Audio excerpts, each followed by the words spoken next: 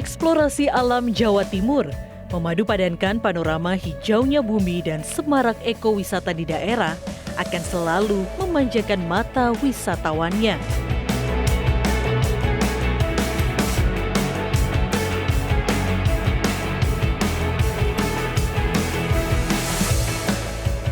Bersama para traveler Journey, inilah pesona alam di ujung timur Pulau Jawa dalam Journey Way to Explore.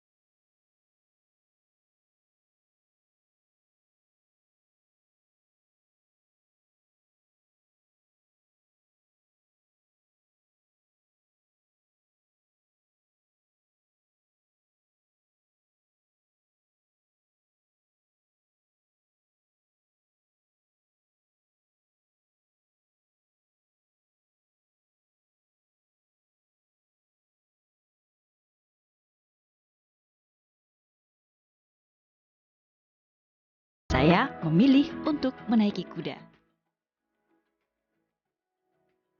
Kita sudah ada di Gunung Gumitir dan di sini itu adalah tempat perkebunan kopi. Luasnya 800 hektar dan nggak mungkin kan kalau saya keliling di sini jalan kaki karena capek. Jadi salah satu wisata yang ditawarkan adalah keliling kebun kopi ini naik kuda dan saya tentu nggak bisa sendiri. Ditemani oleh koordinator Mbak Vina. Kita keliling-keliling ya. Kebun. Oke, sip. Ayo kita segera naik kuda. Iklim dan ketinggian wilayah Jember sangat cocok untuk menanam kopi jenis Robusta. Curah hujan di Jember pun tergolong tinggi. Di area Cafe Gumitir ini, selain wisata kopi, para traveler juga bisa mengunjungi terowongan kereta api peninggalan Belanda yang masih dilalui kereta pada waktu-waktu tertentu. Dan bagi Anda yang menyukai kegiatan yang memicu adrenalin, Gunung Gumitir juga bisa menjadi area untuk off-road atau menjajal ketangguhan motor trail. Atau mungkin seperti saya, menaiki ATV yang tak terlalu berisiko namun masih cukup seru untuk merasakan berkendara di jalan berlubang dan berlumpur di sekitar kebun.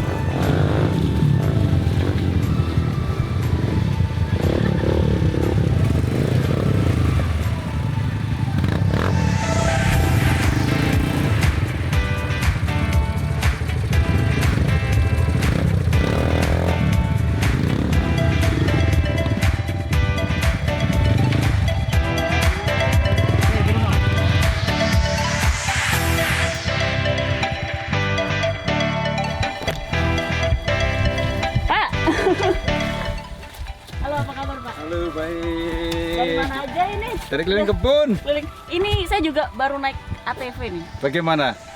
Seru? Lumayan seru karena Asik? becek-becek jadi agak-agak serem juga ya Pak ya. Berapa ini luasnya semuanya? Ada 800 hektar 800 ya. Iya. Jadi bapak-bapak ini dari dari perkebunan. perkebunan. Iya. Yang ngurusin Kopi di sini Kopi di perkebunan sini. iya. ini kok robusta Pak ya. iya Robusta. Ini umur 6 bulan. Jadi sekitar 2 bulan lagi sudah masuk panen. 2 bulan lagi berarti Mei, Juni Iya, ya. Juni lah. Juni. Jadi kami di perkebunan panennya hanya kopi yang sudah warna merah saja yang ini masak. masih hijau, ini Iya. masih hijau. Jadi nanti biar kualitas rasanya itu terjaga. Apa sih Pak yang harus dijaga bedanya dengan misalnya di luar dari sini kan nanamnya mungkin nggak akan seintensif di sini kan Pak. Bedanya Iya. apa sih kalau biar kualitas kopinya tuh bagus? Nah, tentunya kami punya SOP dalam budidaya kopi. Salah satunya kita pupuk. Pupuk menyesuaikan dengan kondisi tanaman. Yang kedua, ada tanaman naungan nih, lamtoro kayak gini. Oh, biar mataharinya nggak? Jadi kami mengatur oke. manajemen cahayanya. Kapan tanaman kopi itu butuh cahaya, seberapa besar intensitasnya, Nah, diatur pakai naungan. Gitu ya. Ya, Itu yang belum dilakukan di tempat lain. Jadi kualitasnya harus dijaga seperti itu ya. betul. Jadi sudah dijamin sih. Kalau di sini kopinya kan sudah diekspor ya. Ya, Dan ini robusta nih, karena di sini hanya bisa hidup robusta ya. betul. Arabica Masih kurang. kurang. Ini ketinggian berapa berarti Pak? Ini 500. 500 kalau gitu. Oke, nanti saya juga akan coba kopinya deh Pak. Kita lanjut lagi. Oke. Bapak lanjut ngeterus, saya coba lagi. Oke, Track-track. makasih ya. Thank you Pak.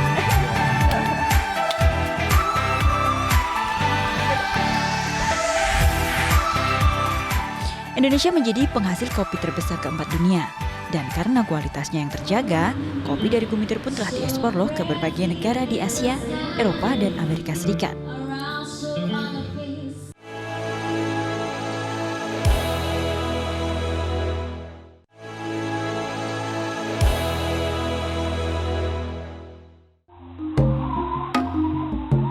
Hari kedua menjelajah ujung Jawa Timur, saya melintasi batas kota Banyuwangi menuju ke Situbondo. Mengunjungi Taman Nasional Baluran. Taman Nasional Baluran dijaga oleh para polisi hutan. Pak Sis salah satunya. Beliaulah yang akan menemani saya mengamati satwa hari ini. Bagi para traveler terutama yang berwisata bersama keluarga, Taman Nasional Baluran dapat menjadi salah satu pilihan. Tiket masuknya sangat terjangkau, hanya Rp16.000.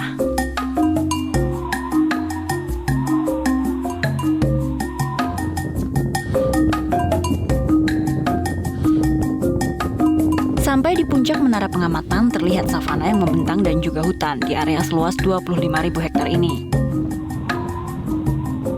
Nampak dari kejauhan terlihat beberapa satwa, elang, kerbau, dan juga rusa.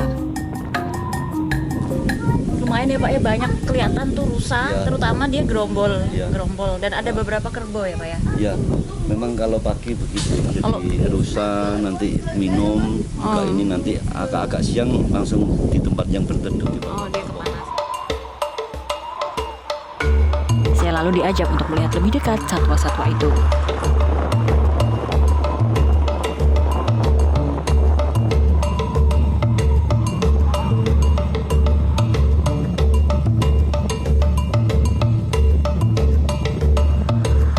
Inilah ikon Baluran yang seringkali menjadi lokasi favorit wisatawan untuk berfoto.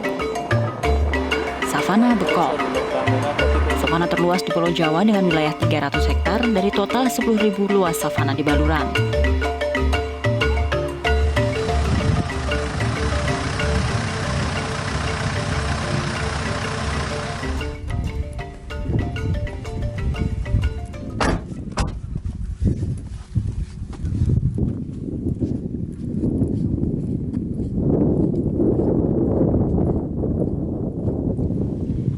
Kita sudah di Savana Bekol. Ini salah satu spot ya Pak di Ya. Baluran, tempat berkumpulnya Satwa. satwa. Dan ini adalah batas di mana pengunjung foto. Jadi kita nggak boleh, kalau datang ke Taman Nasional kita nggak boleh masuk Masuk ke dalam savana. savana.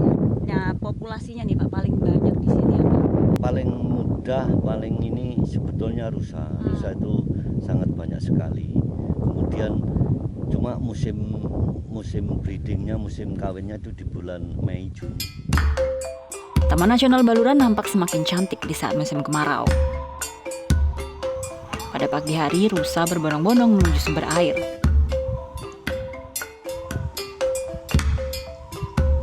Selain rusa, Baluran juga menjadi tempat hidup burung merak. Nah, sayangnya karena sudah lewat musim kawin, merak-merak di sini tak lagi memamerkan ekornya. Yang paling banyak dijumpai bahkan saat memasuki jalan Taman Nasional adalah monyet ekor panjang. Taman Nasional adalah sebuah wilayah konservasi yang sangat dijaga ekosistem alaminya. Satwanya pun harus tetap dilepas liar. Maka sangat dilarang bagi para pengunjung atau wisatawan memberi makan satwa termasuk monyet, karena dapat mengubah perilakunya. Di dalam area Baluran juga terdapat breeding banteng yang kini disebut dengan suaka satwa banteng. Pengembangbiakan banteng di sini dilakukan karena sempat terjadi penurunan yang cukup signifikan dari satwa yang masih satu keluarga dengan sapi ini. Pengembangbiakan di sini pun dibuat sealami mungkin hingga banteng-banteng di sini masih bersifat semi liar. Ini jadi kita sudah di penangkaran apa Ya. namanya apa Pak di sini Pak? SSB, SSB. Suaka Satwa Banteng. Suaka Satwa Banteng. Di sini diternak bukan diternakan ya Pak, dikembang biak. Dikembangkan biak, dibiakan gitu. Ini jantan yang hitam. Jantan, iya, yang jantan. Terus Yang- kemudian yang coklat itu ini betina. Betina. Kalau anak-anak ini coklat semua ya Pak ya? Kalau anak-anak coklat karena masih kecil. Nanti kalau yang sudah menginjak dewasa, kalau jantan sekitar umur 1,5 tahun sampai 2 tahun baru akan berubah hitam. Sebenarnya apa yang susah dari pengembangbiakan banteng ini Pak?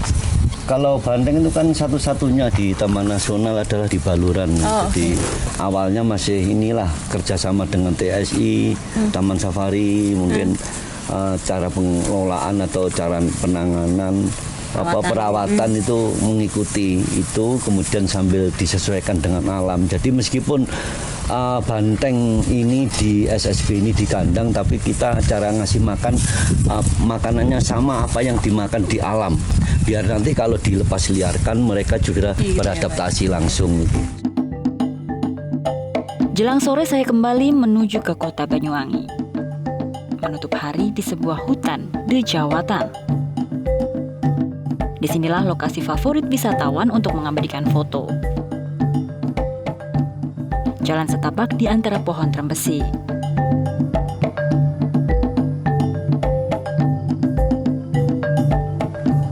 Karena mirip dengan pohon yang ada di film Lord of the Rings, maka orang-orang sering menyebut pohon-pohon ini pohon Lord of the Rings, tapi sebenarnya namanya bukan itu. Namanya adalah pohon trembesi. Nah, jika dilihat memang pohon ini mungkin umurnya sekitar ratusan tahun, dan tidak hanya indah untuk dilihat, pohon ini sebenarnya banyak kegunaannya. Salah satunya adalah menekan angka polusi karena dia menyerap CO2 lebih banyak dari pohon lain. Maka kayaknya cocok nih pohon ini ditanam di Jakarta. Selain penyerap karbon, pohon trembesi juga menjadi penghasil oksigen. Dengan 1 hektar hutan trembesi, oksigen yang dihasilkan cukup untuk dihirup oleh 1.500 orang. Nah, dari daunnya yang rindang pun pohon ini juga dapat menurunkan suhu udara hingga 4 derajat Celcius. Jelang matahari terbenam, suasana hutan di Jawatan semakin eksotis. Nuansa misterius terasa ketika matahari mulai nampak berwarna oranye. Dan di hutan inilah saya menutup perjalanan saya di hari kedua ini.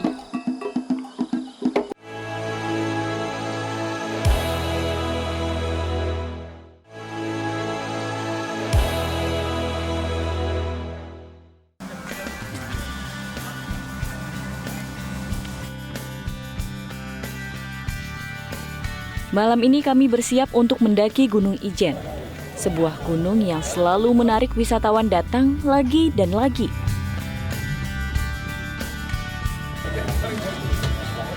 Kita sudah di Paltuding. Paltuding ini adalah titik awal penanjakan Ijen. Selama pandemi, kita baru bisa mulai trekking itu pukul 3. Selain itu, kalau misalnya teman-teman mau ke Kawah Ijen, sekarang tuh semua udah mulai pendaftaran menggunakan online atau daring. Dan nanti setelah transaksi pembayaran secara daring, itu akan dikasih tiket virtual seperti ini. Sekarang saya sudah bersama guide saya, ada Pak Jarot di sini. Halo Pak. Halo. Nanti temenin saya ya Pak. Bisa lah. Oke.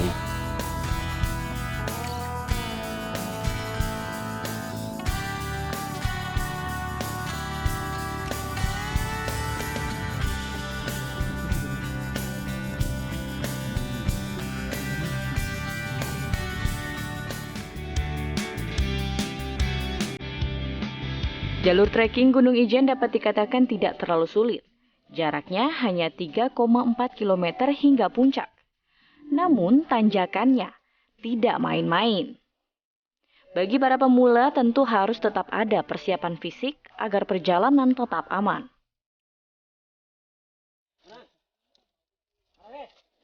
Angin berhembus begitu kencang, bahkan kami harus melewati beberapa pohon yang tumbang dan menutupi jalan.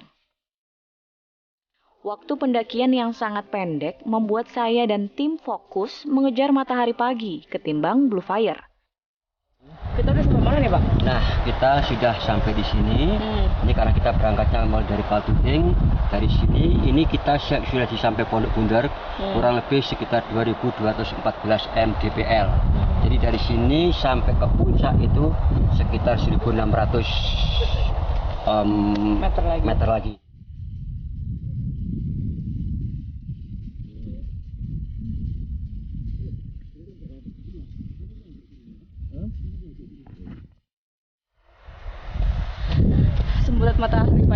mulai terlihat, sepertinya kita harus bergegas. Ke atas masih setengah jam lagi.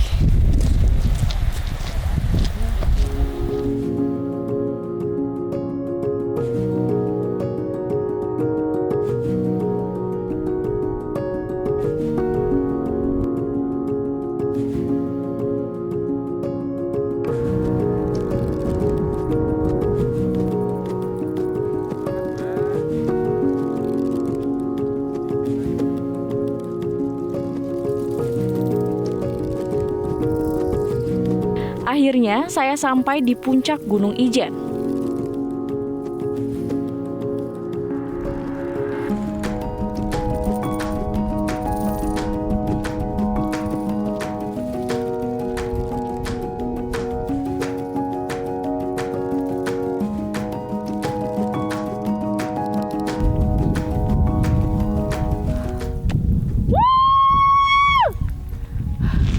Kita sampai.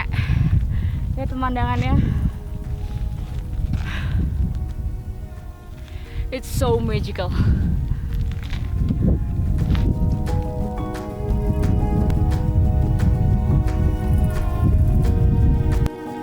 Kebijakan pembatasan pengunjung dengan total maksimal 300 pengunjung bisa saya rasakan saat berada di puncak.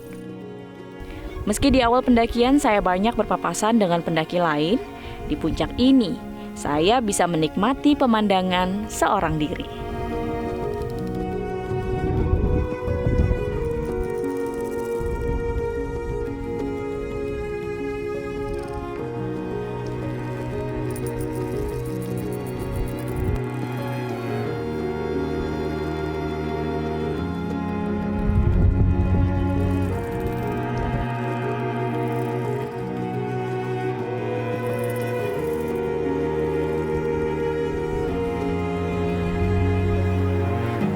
Selama masa pandemi, seluruh aktivitas di Gunung Ijen sempat ditutup. Namun akhirnya dibuka kembali dengan sejumlah kebijakan dan protokol kesehatan ketat. Beruntung saat ini wisatawan bisa kembali berkunjung dan menikmati keindahan lukisan tangan Tuhan yang begitu indah ini.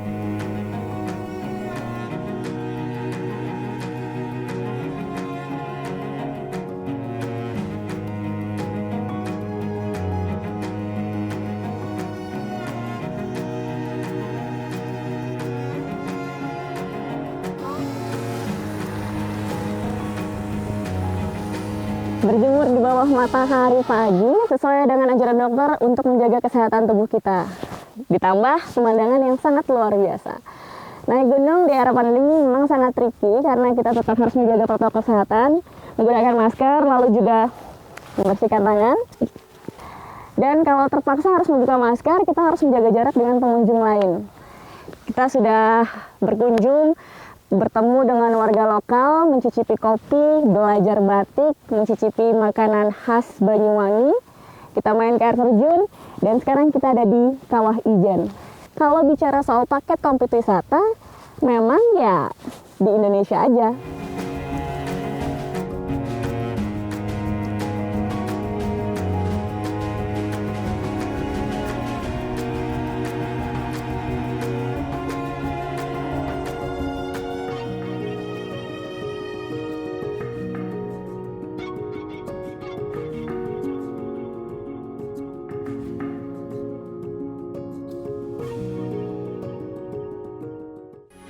Metro TV. Jelajahi cara baru mendapatkan informasi. Download Metro TV Extend sekarang.